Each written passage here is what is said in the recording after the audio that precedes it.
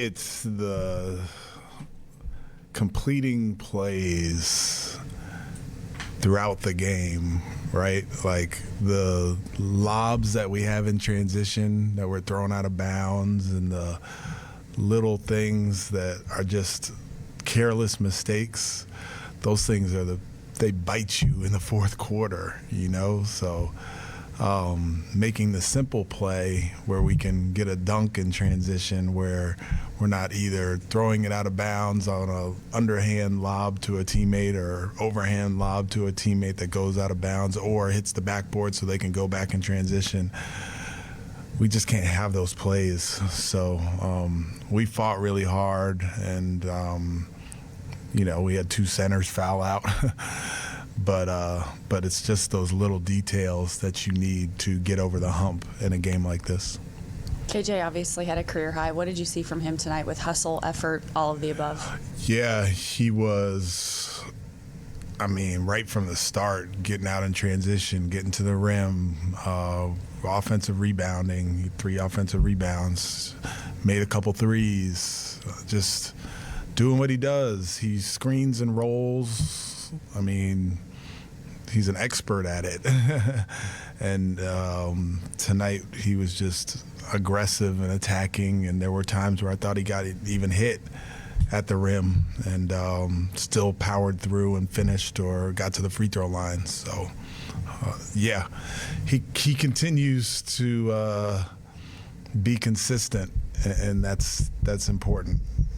Hey, Coach, you talk about being consistent. What have you seen from Jalen Green over these last 3 games? It seems like his scoring is finally starting to get consistent, like what we've been trying to see throughout the season. Yeah, even more than consistent, I think it's efficient, he scored 32 on 18 shots, and he scored 40 the other night on 20 whatever shots.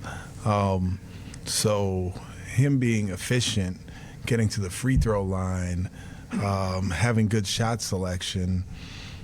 It just looks like he is under control on the basketball court. And you think about this time last year where he kind of started to get it going.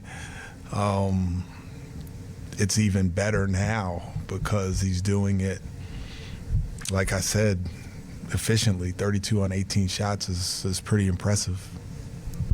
Obviously, emotional night for the kind of an electric atmosphere. Yeah. Have you guys had one of those quite like this? And on the road. And how do you feel about how they responded to that and dealt with that?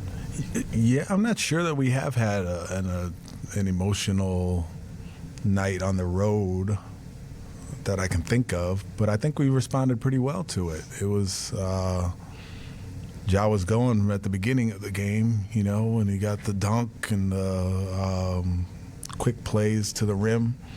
But overall, we kind of settled down and knew what it was going to be. I told him before the game it was going to be an emotional game and there was going to be energy in the building. And once it happened, maybe we were staggered a little bit, but we got back. And I think we went up 2. Didn't we go up 2 in the fourth? I think we did. Hey, Coach, can you talk about, how tough was it to kind of defend Jaren Jackson tonight? Seems like he got things going really, really early. Yeah, so the issue with guarding him for us tonight was it wasn't like he was doing it in the post. Some of it was like face up, so it's harder to help. It's harder to get to double teams. It's harder to kind of make it hard on him. So it was a lot of just kind of one-on-one type stuff where it was harder to kind of scheme around it, and he was able to play to his strengths. Excuse me, he's able to get to his left hand and get to the rim. And we got to make sure that we know what his strengths are and make him play to his weaknesses. And if he scores going to his weaknesses, then that's one thing. But him playing to his strengths, so I didn't think we were quite physical enough. I think maybe his physicality surprised us a little bit, or we had forgotten what it was. But, we got to be more physical, make it harder for him.